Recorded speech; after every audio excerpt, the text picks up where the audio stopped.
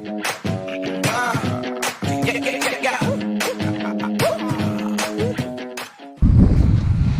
morning again. I'm starting the third movie because the camera is playing up and my patience is running very low, so it better work this time. It's about 7 o'clock in the morning, Martinique time. We got up very early in the morning today because the AIS alarm started ringing on the boat.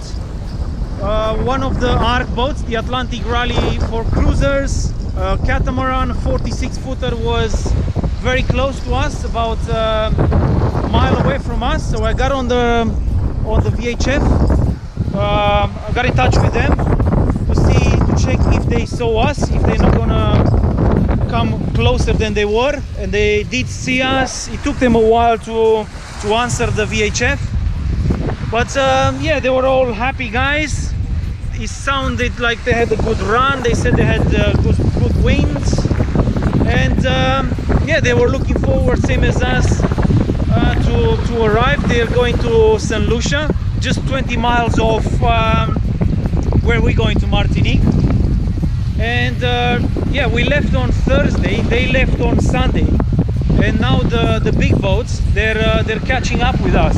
We had about 3-4 around us.